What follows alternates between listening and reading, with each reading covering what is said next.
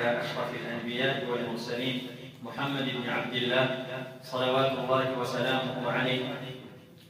اللهم علمنا ما ينفعنا وانفعنا بما علمتنا وزدنا علما. اللهم فقهنا في الدين وعلمنا التأويل. اللهم اجعلنا هداة مهتدين. اللهم اهدنا واهد بنا ويسر الهدى لنا. اللهم اجعل ما علمتنا حجة لنا لا علينا. اللهم ارزقنا الإخلاص في القول والعمل. اللهم ارزقنا الإخلاص في القول والعمل. اللهم ارزقنا الإخلاص في القول والعمل. اللهم اغفر لنا ولمشايخنا ولكل من أعاننا في طلب العلم، ووالدينا ووالديهم والحاضرين والمسلمين جميعا. أما بعد، آج بإذن الله تعالى ہم نے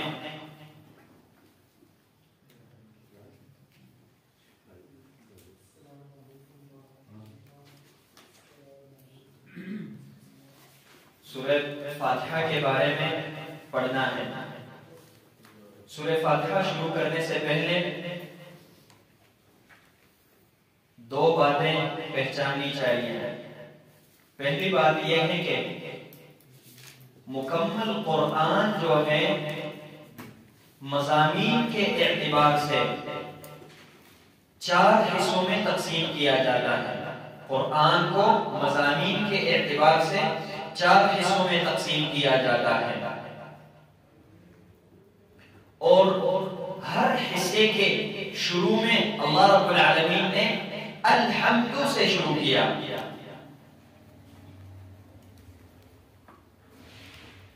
پہلا حصہ شروع ہوتا ہے سورہ فاتحہ سے لے کے سورہ انعام تک۔ فاتحہ سے لے کے انعام تک یہ پہلا حصہ ہے۔ تو فاتحہ میں دیکھیں آپ الحمدللہ ہے، اور دوسرا حصہ شروع ہوتا ہے انعام سے لے کے کہف تک، انعام سے سورہ کہف تک۔ تو انعام کو بھی دیکھیں الحمدللہ الذی خلق السماوات والارض وجعل الظلمات والنور ثم الذین کفروا بربهم یعدلون۔ تو دوسرا حصہ بھی اللہ رب العالمین نے الحمد سے شروع کیا۔ تیسرا حصہ کہف سے شروع ہوتا ہے سبا تک، سورہ کہف سے لے کے سورہ سبا تک۔ تو سورہ کہف کو دیکھیں آپ، سورہ کہف میں بھی اللہ رب العالمین نے شروع کس سے کیا؟ الحمدللہ الذی انزل علی عبدہ الکتاب ولم یجعل لہ عوجا۔ تو حمد سے ہی شروع کیا۔ اور چوتھا حصہ سورہ سبا سے لے کے سورہ ناس تک۔ سورہ سبا کو آپ دیکھیں الحمدللہ الذی لہ ما فی السماوات وما فی الارض ولہ الحمد فی الآخرہ وہو الحکیم الخبیر۔ تو چاروں حصوں کو اللہ رب العالمین نے حمد سے ہی شروع کیا۔ اور انشاءاللہ جب ہم سورہ فاتحہ شروع کریں گے اس میں یہ وضاحت کریں گے کہ حمد میں کس چیز کا معنی ہے اور حمد میں کون کون سی حکمتیں ہیں۔ یہ تھی پہلی بات۔ دوسری بات یہ ہے کہ انشاءاللہ تعالی قرآن کی جو 114 سورتیں ہیں سب میں ہم نے ہر ایک سورت میں 13 مسائل ہم پڑھیں گے سورت شروع کرنے سے پہلے۔ پہلا مسئلہ سورت کا نام کیا ہے، اور کیا ایک ہی نام ہے یا کئی نام ہیں اس سورت کے۔ دوسرے نمبر پہ اس سورت کے آیات کتنے ہیں، اس سورت کی کل کتنی آیتیں ہیں۔ تیسرے نمبر پہ اس سورت میں رکوع کی تعداد کتنی ہے۔ چوتھے نمبر پہ یہ سورت مکی ہے یا مدنی ہے۔ پانچویں نمبر پہ ترتیب کے لحاظ سے قرآن میں جو موجود ترتیب ہے اس ترتیب کے لحاظ سے قرآن یہ سورت، اس سورت کا نمبر کیا ہے، اور اسی طرح نزول کے اعتبار سے اس سورت کا نمبر کیا ہے۔ ترتیب مصحفی کے اعتبار سے نمبر اور ترتیب نزولی کے اعتبار سے۔ محمد کتنی باتیں ہو گئی ہے؟ 6 باتیں ہو گئی. ایک بات بھول گئے. عدد آیات، رکوع، معرف مکی مدنی اور ترتیب مصحفی اور نزولی. تو کتنے ہو گئے؟ ترتیب مصحفی، ترتیب نزولی، 6 ہو گئے. اسی طرح 7ویں نمبر پہ اس سورت سے قرآن میں اس سورت سے پہلے کون سی سورت ہے اور اس کے بعد کون سی سورت ہے، یعنی اس سے قبل اور بعد کون کون سی صورتیں ہیں. اور 8ویں نمبر پہ ترتیب نزولی کے اعتبار سے اس سے قبل اور بعد کون سی صورتیں ہیں. ترتیب مصحفی کے اعتبار سے قبل اور بعد کون سی صورت ہے، ترتیب نزولی کے اعتبار سے اس صورت سے قبل اور بعد کون سی صورتیں ہیں. اور اس کے بعد اس صورت کے فضائل کیا ہیں. اور 10ویں نمبر پہ اس صورت کا ماقبل کے ساتھ ربط کیا ہے، تعلق کیا ہے. اور اس کے بعد 11ویں نمبر پہ اس صورت کا دعویٰ کیا ہے. یہ صورت ہمیں اللہ رب العالمین ہمیں اس صورت میں کیا کہنا چاہتا ہے. اس کے بعد اس صورت کا خلاصہ کیا ہے، مختصر خلاصہ، نچوڑ کیا ہے. اور آخر میں اس صورت کے امتیازات کیا ہیں. یہ 13 مسائل انشاءاللہ تعالی 114 صورتوں میں پڑھیں گے ہر صورت میں، لیکن مختصر انداز میں، زیادہ ٹائم اس میں نہیں لگائیں گے انشاءاللہ.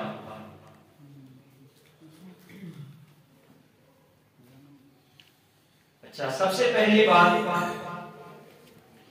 کہ اس صورت کے نام کیا ہیں. سورہ فاتحہ کے کئی نام ہیں.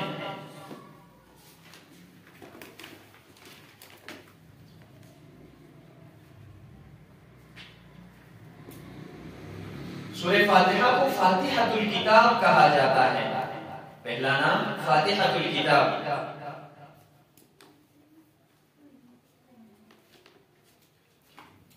کیونکہ فاتحۃ الکتاب کیونکہ یہ کتاب کی قرآن کی ابتدا اس سے کی گئی. اسی طرح ام القرآن اس کو کہا جاتا ہے. ام القرآن، ام القرآن کہنے کے 2 وجوہات ہیں.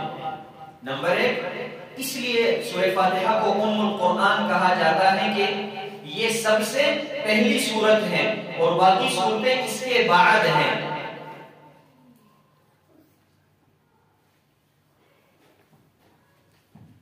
اور دوسرے نمبر پہ ام القرآن اس لیے کہا جاتا ہے کہ سورہ فاتحہ میں مکمل قرآن کے مسائل جمع کیے گئے. قرآن کا نچوڑ اور خلاصہ سورہ فاتحہ ہے، تو اس لیے اس کو ام القرآن کہا جاتا ہے کہ یہ مکمل قرآن کا خلاصہ ہے. اور یہ انشاءاللہ جب شروع کریں گے تو اس کے بارے میں پڑھیں گے. اور اسی طرح اس کا تیسرا نام ہے السبع المثانی. السبع المثانی، سبع المثانی اس کو اس لیے کہا جاتا ہے کہ اس کی آیتیں 7 ہیں بالاتفاق. اور مثانی اس لیے کہا جاتا ہے کہ اس سورت کو ہر نماز میں دہرایا جاتا ہے، چاہے فرضی نماز ہو یا نفلی نماز ہو، دن کو پڑھی جانے والی نماز ہو یا رات کو، سورہ فاتحہ اس میں لازمی ہے. سورہ فاتحہ کے علاوہ انسان کی نماز ہوتی نہیں ہے. تو اس لیے اس کو السبع المثانی کہا جاتا ہے. اور بھی کئی سارے نام ہیں سورہ فاتحہ کے، لیکن یہ 3 کافی ہیں انشاءاللہ تعالی.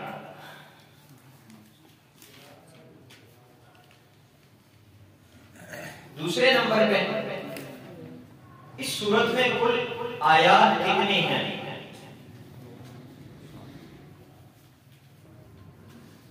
تو مولانا حماد صاحب بتائے گا 7 آیتیں ہیں ابھی ہم نے کہا. اور رکوع کی تعداد کتنی ہے؟ 1. یہ سورت 1 رکوع اور 7 آیات پہ مشتمل ہے. اچھا یہ مکی ہے یا مدنی ہے؟ اس میں اختلاف ہے. راجح کیا ہے؟ مدنی ہے یا مکی؟ مکی ہے یا مدنی؟ مدنی ہے. لیکن مصاحف میں ہمارے پاس یہاں پہ لکھا ہوتا ہے مکیہ. دیکھیں آپ مصحف میں مکیہ لکھا ہوا ہے. ہاں اچھا ترتیب مصحفی کے اعتبار سے یہ سب سے پہلی سورت ہے اور ترتیب نزولی کے اعتبار سے یہ 5ویں نمبر سورت ہے. سب سے پہلے جو ہے اللہ رب العالمین نے جو سورتیں نازل فرمائی وہ کون سی سورت ہے؟ سورۃ العلق. دوسرے نمبر پہ سورۃ القلم، نون والقلم دوسرے نمبر پہ. اور تیسرے نمبر پہ یا ایھا المزمل. اور چوتھے نمبر پہ یا ایھا المدثر. اور 5ویں نمبر پہ الحمدللہ رب العالمین سورہ فاتحہ. تو اچھا آپ بتائیں، اب یہی سوال میں پوچھنے والا تھا. جزاکم اللہ خیر. اچھا اب بتائیں یہ سورت مکی ہے یا مدنی؟ مکی ہے. تو پھر آپ اپنے پاس مکی لکھیں. یہ 5ویں سورت ہے تو مکی ہے. پھر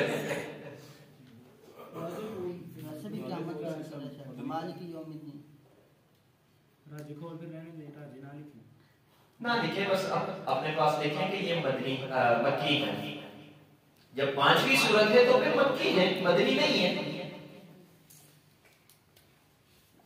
اس کے بعد اس سورت سے قبل اور بعد کون سی صورتیں ہیں قرآن میں؟ یہ جواب مولانا طیب دے گا. سورہ فاتحہ سے پہلے کون سی سورت ہے قرآن مجید میں؟ کوئی بھی نہیں. ماشاءاللہ تبارک اللہ. یہ پہلی سورت ہے. لیکن اس کے بعد کون سی سورت ہے؟ سورۃ البقرہ. یہ تو ترتیب مصحفی کے اعتبار سے. اب ترتیب نزولی کے اعتبار سے اس سے پہلے کون سی سورت ہے؟ مدثر. اور اس کے بعد کون سی سورت ہے؟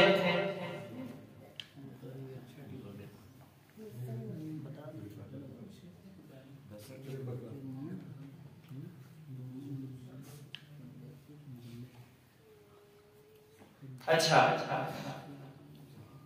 اس کے بعد اس سورت کے فضائل، اس سورت کے فضائل کے بارے میں نبی صلی اللہ علیہ وسلم سے کئی سارے احادیث منقول ہیں.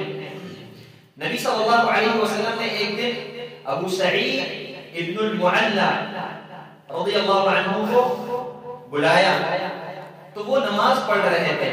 نماز کے دوران نبی صلی اللہ علیہ وسلم کے پاس نہیں گئے. وہ نماز مکمل کر کے نبی صلی اللہ علیہ وسلم کے پاس گئے.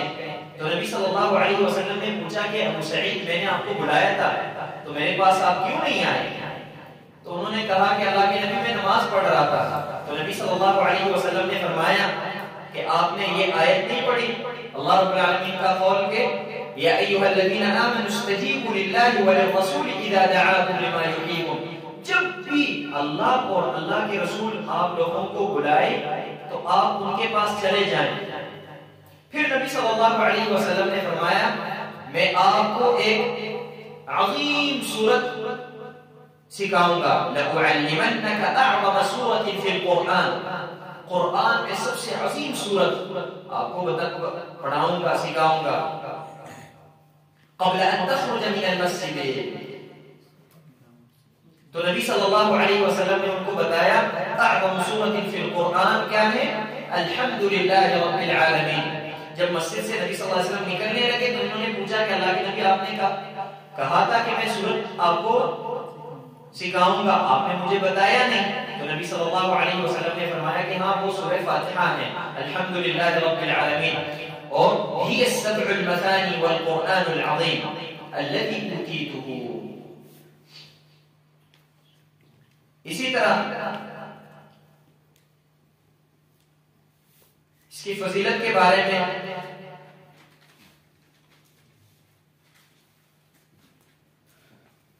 ابن عباس رضی اللہ عنہ فرماتے ہیں کہ نبی صلی اللہ علیہ وسلم تشریف فرماتے ہیں اور ساتھ جبریل علیہ السلام بھی تشریف فرماتے ہیں. اتنے میں آسمان سے کوئی آواز آئی، نبی صلی اللہ علیہ وسلم اور جبریل علیہ السلام نے اوپر آسمان کی طرف دیکھا. پھر جبریل علیہ السلام نے کہا کہ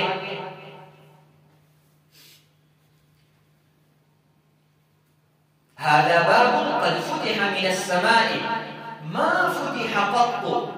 یہ آسمان کا ایک دروازہ کھولا گیا، اس سے پہلے کبھی نہیں کھولا گیا تھا، یہ پہلی دفعہ کھول گیا یہ دروازہ. تو پھر اس دروازے سے ایک ملک نازل ہوا، ایک فرشتہ آیا.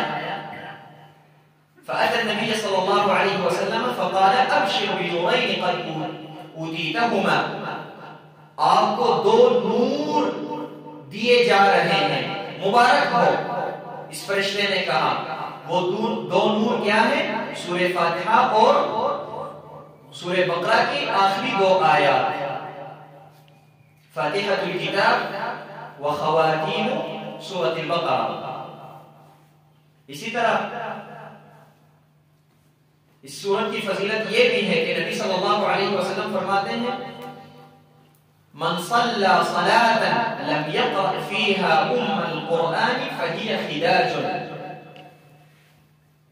جس نے نماز پڑھی اور نماز میں سورہ فاتحہ نہیں پڑھی تو اس شخص کا نماز خداج ہے. خداج کس کو کہتے ہیں؟ خداج اونٹنی کے بچے کو کہتے ہیں. وہ بچہ جو اپنے مدت سے پہلے پیدا ہو جائے، ناقص ہو. تو کیا اونٹنی کا بچہ اپنے مدت سے پہلے پیدا ہو جائے اور خلقت میں بھی کامل نہیں ہو، مکمل نہیں ہو، کوئی اس کو گھر میں پالنے کے لیے رکھنے کے لیے تیار ہے، اس کو انسان کیا کرتا ہے؟ بے فائدہ چیز ہوتی ہے وہ. اسی طرح جس نماز میں سورہ فاتحہ نہیں ہو، یہ نماز بھی اس بے فائدے چیز کی طرح ہے، اس کا کوئی فائدہ نہیں. تو نماز میں یہ رکن ہے سورہ فاتحہ. اسی طرح وہ مشہور حدیث آپ کو یاد ہے، نبی صلی اللہ علیہ وسلم فرماتے ہیں کہ اللہ رب العالمین فرماتے ہیں کہ قسمت الصلاة بینی و بین عبدی نصفین. میں نے نماز کو اپنے اور اپنے بندے کے درمیان تقسیم کیا ہے. نماز سے مراد یہاں پہ سورہ فاتحہ ہے، صلاۃ سے مراد سورہ فاتحہ، یعنی سورہ فاتحہ کو میں نے تقسیم کیا. آدھی سورت جو ہے انسان کے لیے اور آدھی جو ہے میرے لیے. جب انسان کہتا ہے الحمدللہ رب العالمین تو اللہ رب العالمین جواب میں کیا کہتا ہے؟ حمدنی عبدی. جب انسان کہتا ہے الرحمن الرحیم اللہ رب العالمین جواب میں کہتا ہے مجدنی عبدی. مالک یوم الدین، ہاں اس کے بعد ایاک نعبد و ایاک نستعین. ہاں اللہ رب العالمین نے فرماتا ہے کہ یہ جو ہے میرے اور میرے بندہ کے درمیان ہے، کیونکہ انسان پہلے اللہ رب العالمین کی تعریف بیان کرتا ہے تو یہ اللہ کے لیے ہے، بعد میں جو ہے دعا ہے وہ انسان کے لیے ہے. تین آخری آیات درمیان میں یہ ایاک نعبد و ایاک نستعین، یہ انسان ایگریمنٹ کرتا ہے اپنے رب کے ساتھ کہ میں صرف اور صرف اللہ رب العالمین کی عبادت کروں گا. تو اللہ رب العالمین بھی جواب میں کہتا ہے کہ یہ میرے اور میرے بندہ کے درمیان ہے. اگر اپنے ایگریمنٹ پہ یہ قائم اور دائم رہے گا تو اس کو میں یہ چیزیں دوں گا، اگر قائم دائم نہیں رہے گا تو اس کو میں یہ چیزیں نہیں دوں گا. اس لیے اللہ رب العالمین فرماتے ہیں کہ یہ میرے اور میرے بندہ کے درمیان ہے.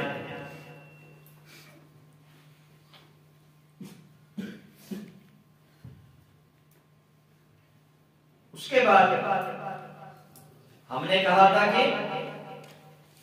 10ویں نمبر پہ اس سورت کا ماقبل کے ساتھ ربط کیا ہے، پچھلے سورت کے ساتھ اس کا ربط کیا ہے، یہ ہمیں اسامہ بتائے گا۔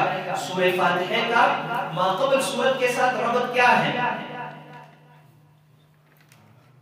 سورہ فاتحہ کا ماقبل سورت کے ساتھ ربط کیا ہے؟ ماشاءاللہ، ماقبل سورت ہے ہی نہیں تو ربط ہم بیان ہی نہیں کریں گے، ربط انشاءاللہ باقی سورتوں میں بیان کریں گے۔ اچھا، اس کے بعد ہم نے کہا تھا کہ اس سورت کا دعویٰ کیا ہے، دعویٰ بیان کریں گے۔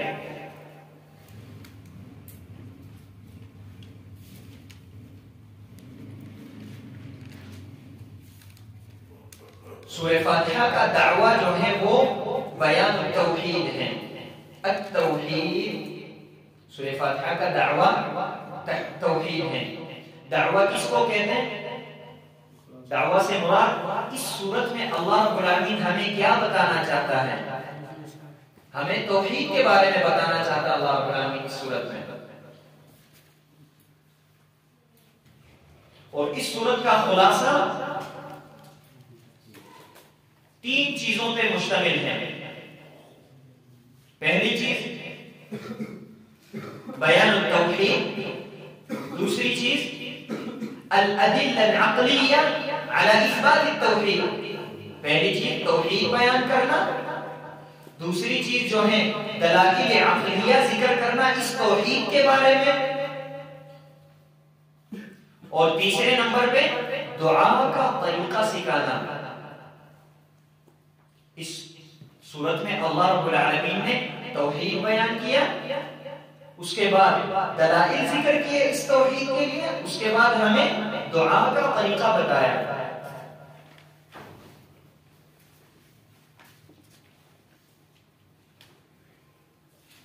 اور آخر میں اس سورت کا امتیاز کیا ہے، اس کے امتیازات کیا ہیں؟ امتیازات یہ ہیں کہ یہ سورت مکمل قرآن کا نچوڑ اور خلاصہ ہے۔ مکمل قرآن میں جو مسائل بیان کیے گئے اس کا نچوڑ سورہ فاتحہ ہے۔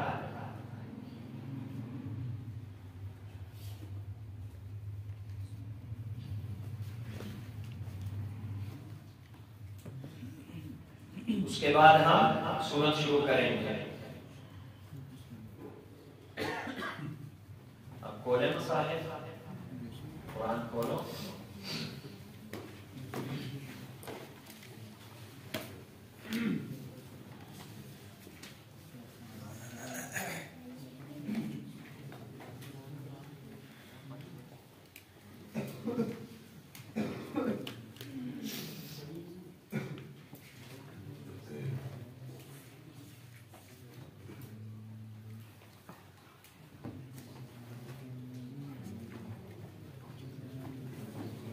بسم اللہ الرحمن الرحیم۔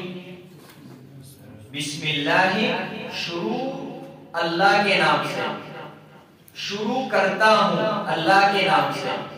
ابن عثیمین رحمہ اللہ یہاں پہ فرماتے ہیں کہ یہاں پہ یہ کہا جائے کہ اللہ کے نام سے شروع کرتا ہوں تو یہ زیادہ بہتر ہے، یعنی عبارت ایسے پڑھیں، بسم اللہ ابتدئ یا بسم اللہ اقرأ۔ طبعا یہ بھی جائز ہے کہ اقرأ بسم اللہ، ابدأ بسم اللہ، ابتدائی بسم اللہ، لیکن ابن عثیمین رحمہ اللہ کہتے ہیں کہ اگر یہ کہا جائے کہ بسم اللہ اقرأ یا بسم اللہ ابتدئ تو یہ زیادہ بہتر ہے۔ وجہ کیا ہے؟ وجہ یہ ہے کہ یہاں پہ عامل کو ہم مؤخر ذکر کریں گے، یہ فعل جو ہے اس کو ہم مؤخر ذکر کریں گے، اور معمول کو ہم پہلے ذکر کریں گے مقدم، تو تقدیم ما حقه التأخیر یفید الحصر والاختصاص۔ یہ قاعدہ ہے کہ جس چیز کا حق یہ ہو کہ اس کو پہلے ذکر کیا جائے لیکن ہم اس کو اٹھا کے بعد میں ذکر کرتے ہیں، یہاں پہ تخصیص پیدا ہوتی ہے۔ تو ہم جب یہ کہیں گے اقرأ بسم اللہ تو معنی یہ ہوگا میں پڑھتا ہوں اللہ کے نام سے، میں شروع کرتا ہوں اللہ کے نام سے۔ لیکن اگر ہم یہ کہیں کہ بسم اللہ اقرأ، بسم اللہ ابتدئ، تو ترجمہ یہ ہوگا خاص اللہ کے نام سے شروع کرتا ہوں. تو یہ معنی زیادہ بہتر ہے کیونکہ اس میں تخصیص کا معنی ہے. تو ہم معنی کیا کریں گے؟ بسم اللہ خاص اللہ کے نام سے شروع کرتا ہوں. الرحمن وہ اللہ جو عام مہربان ہے مسلمانوں اور کافروں پہ دنیا میں.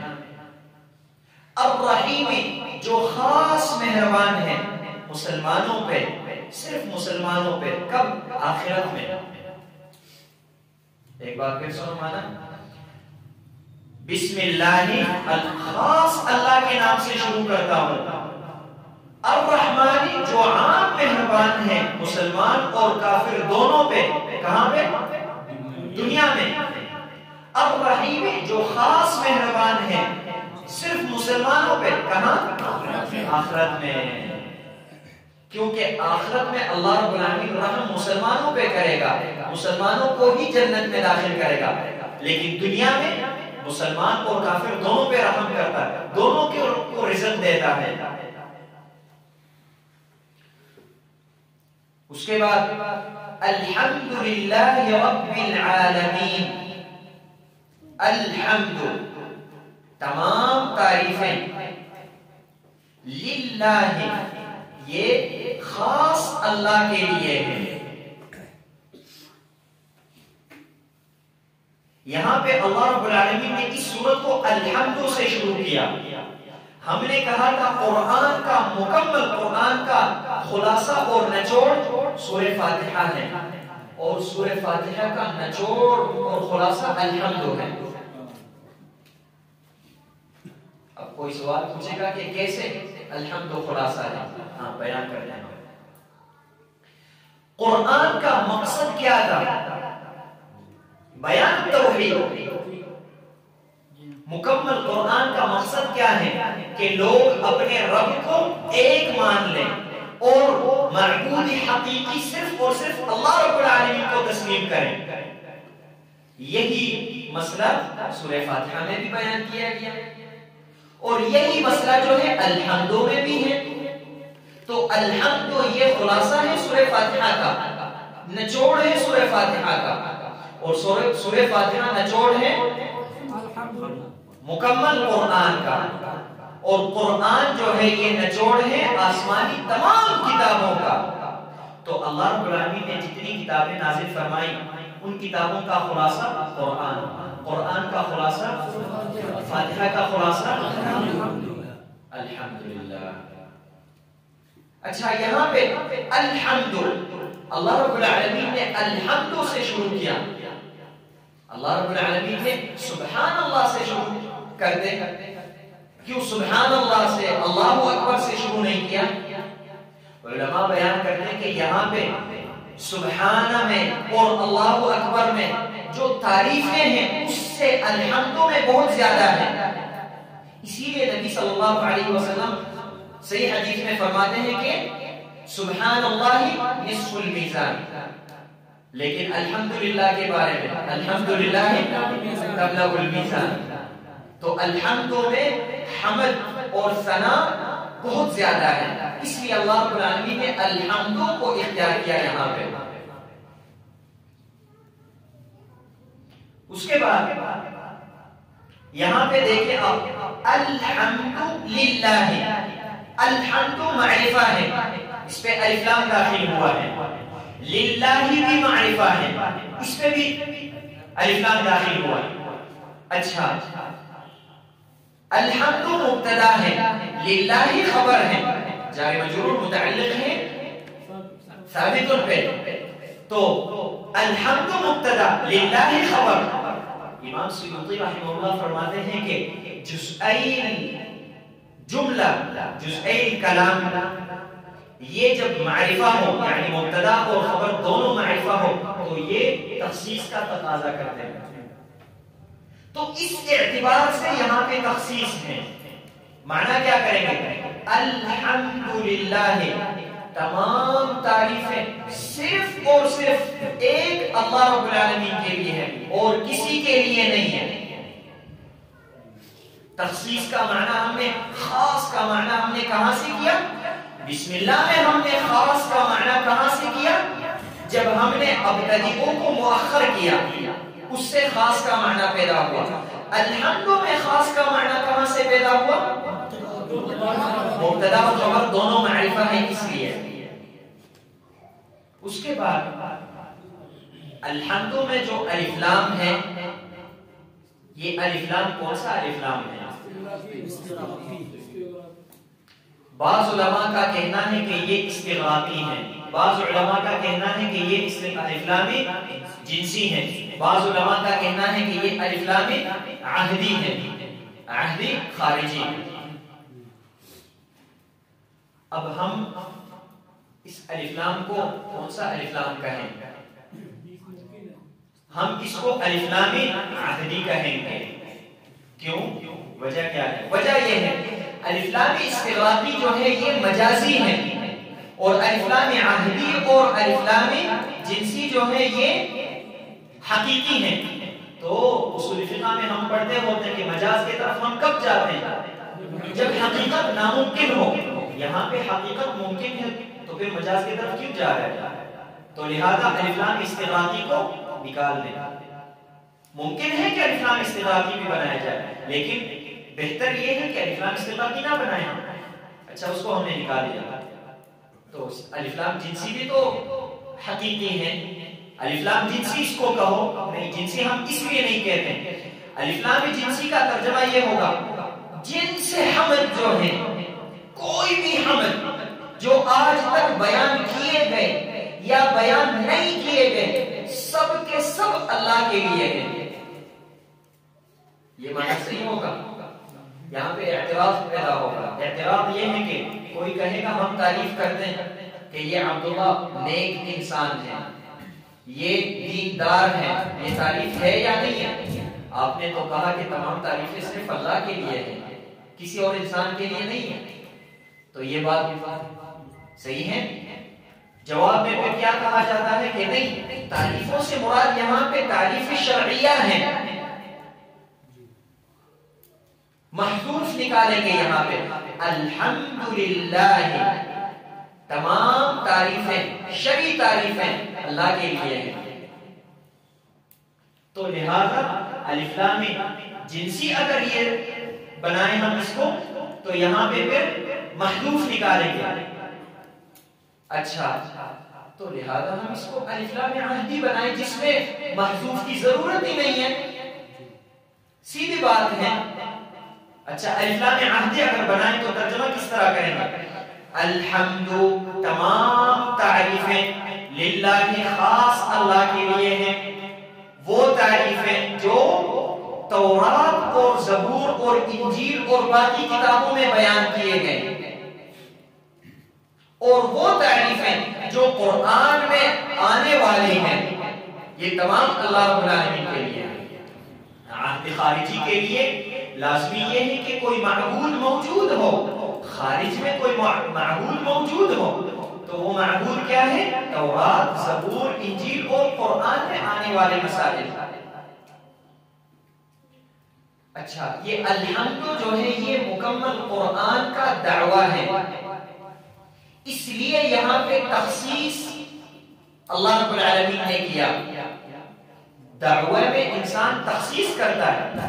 مثال کے طور پہ میں کہتا ہوں کہ یہ چیز میری بھی ہے اور احمد کی بھی ہے. یہ کوئی دعویٰ ہے. یہ موبائل میرا بھی ہے اور عبداللہ کا بھی ہے، اور میں دعویٰ کر رہا ہوں. دعویٰ کب کروں گا؟ جب میں کہوں کہ یہ موبائل صرف میرا ہے، عبداللہ کا نہیں ہے. جھگڑا تو تب بنے گا جب میں مان رہا ہوں کہ یہ ہم دونوں کا ہے. پھر تو لڑائی نہیں بنے گی. لڑائی کب بنے گی؟ جب میں کہوں صرف میرا ہے. ہاں، تو یہاں پہ بھی اللہ رب العالمین نے اس لیے تخصیص پیدا کیا اور دونوں کو معرفہ ذکر کیا تاکہ تخصیص پیدا ہو اور یہ دعوت صحیح ثابت ہو جائے. اب کوئی اشکال تو باقی نہیں ہے کہ یہ الحمد کیوں اور کیسے سورہ فاتحہ کا خلاصہ اور نچوڑ ہے.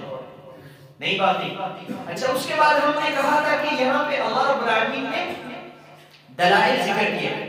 دعویٰ جب کوئی کرتا ہو اس کو کیا کہا جاتا ہے؟ کوئی دلیل لے کے آؤ. اللہ رب العالمین بھی یہاں پہ دلائل ذکر کر رہے ہیں. اللہ رب العالمین فرماتے ہیں کہ الحمدللہ دنیا میں تورات، زبور، انجیل اور قرآن اور باقی کتابوں میں جتنی تعریفیں ہیں صرف اور صرف وہ اللہ کے لیے ہیں. یہ ایک دعویٰ ذکر کیا. دلیل کیا ہے؟ دلیل یہ ہے کہ رب العالمین، یہ اللہ رب العالمین جو ہے یہ پالنے والا ہے. العالمین تمام مخلوقات کے، تمام مخلوقات کو پالنے والا اللہ رب العالمین ہے.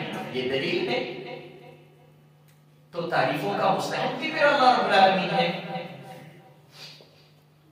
یہ ایک دلیل. دوسری دلیل الرحمن، عام مہربان ہے مسلمانوں اور کفار میں، دنیا میں. تیسری دلیل الرحیم، خاص مہربان ہے مسلمانوں پہ آخرت میں. کتنے دلائل ہو گئے؟ 3 دلائل.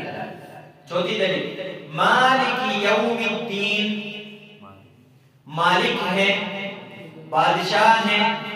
یوم الدین، قیامت کے دن کا.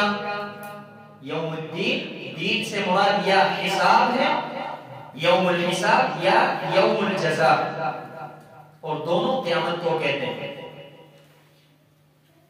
اچھا دیکھیں آپ پہلے دلائل، پہلی باتوں میں اللہ رب العالمین نے کیا ذکر کیا؟ رب العالمین، اللہ رب العالمین تمام مخلوقات کو پالنے والا ہے. کہاں پہ؟ دنیا میں. مطلب یہ کہ دنیا میں بادشاہ کون ہے؟ اللہ رب العالمین. یہاں پہ فرمایا مالک یوم الدین، قیامت میں مالک کون ہے؟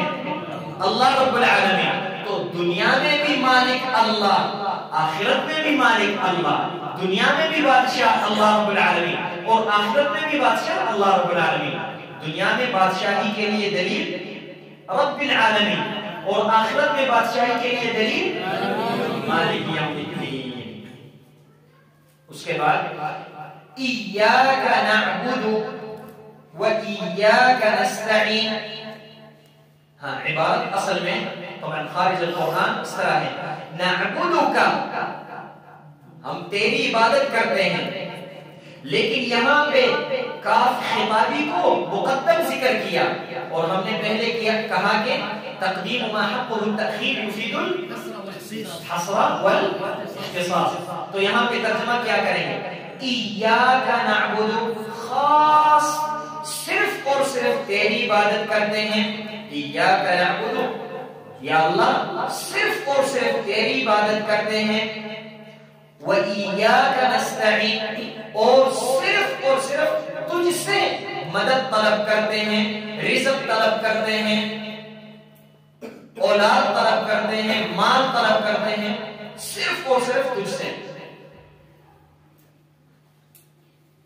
کوہاٹ میں ہمارے احباب میں سے ایک شخص ہیں، وہ مجھے بتا رہے تھے، کہتے میں بریلوی تھا، کہتے میرے پاس ایک اہل حدیث آیا، اس نے مجھے دعوت دی. دعوت کیسے دی مجھے؟ کہتے مجھے کہا کہ سورہ فاتحہ پڑھتے ہوتے ہو؟ کہتے میں نے کہا ہاں میں پڑھتا ہوں ہر نماز میں. اچھا کہتے مجھے کہا کہ یہ ایاک نعبد و ایاک نستعین کا ترجمہ کیا ہے؟ میں نے کہا اس کا ترجمہ یہ ہے کہ صرف اللہ کی عبادت کرتے ہیں ہم اور صرف اللہ سے مانگتے ہیں. کہتے اس نے مجھے کہا اچھا آپ صرف اللہ سے مانگتے ہو؟ میں نے کہا ہاں. کہا نہیں آپ تو پیروں مریدوں سے بھی مانگتے ہیں. کہتے یہ بات میرے دل میں جو ہے یہ لگی کہ یہ واقعی ہم تو غلط کام کر رہے ہیں. اور سورہ فاتحہ میں ہم نماز میں کہتے ہیں کہ ہم صرف اللہ سے مانگتے ہیں اور نماز کے بعد پھر ہم پیروں سے بھی مانگتے ہیں. کہتے اس آیت کی وجہ سے میں اہل حدیث ہوا. سبحان اللہ. اس ایاک نعبد و ایاک نستعین کی وجہ سے.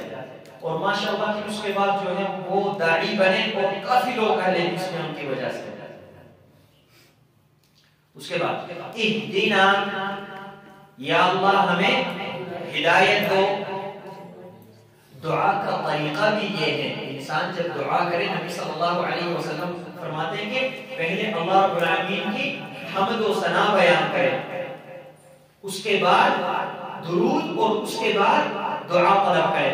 یہاں پہ بھی اللہ رب العالمین کے حمد ثنا اور پھر اللہ رب العالمین کے ساتھ ایک ایگریمنٹ، اس کے بعد پھر اہدنا ہمیں ہدایت دو، ہدایت دے، الصراط المستقیم سیدھی راہ کا، سیدھے راستے کا، الصراط المستقیم قرآن اور سنت کے راستے کا، الصراط المستقیم جنت کے راستے کا، الصراط المستقیم نبی صلی اللہ علیہ وسلم کی پیروی کا،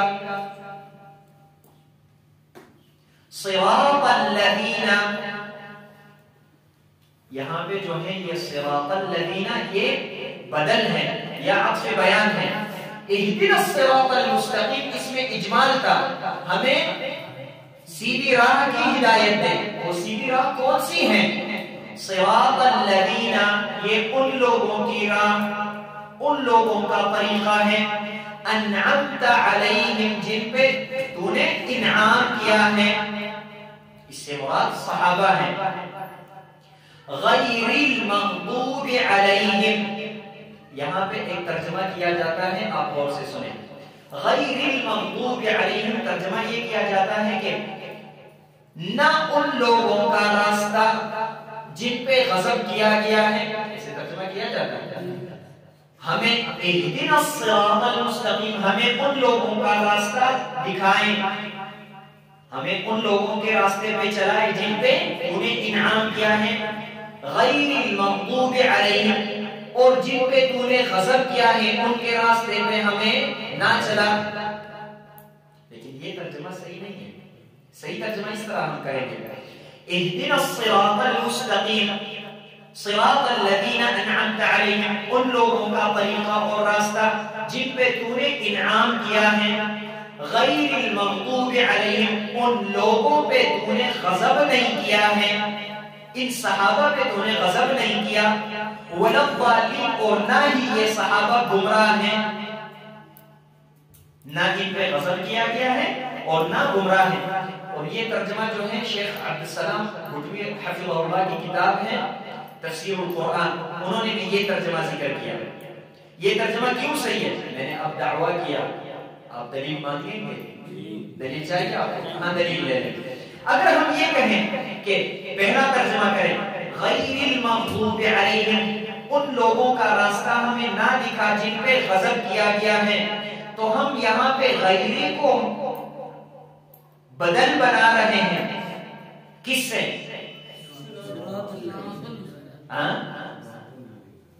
انعمت علیہم پہ ہم اس کو بدل بنا رہے ہیں، کس سے؟ صراطہ سے۔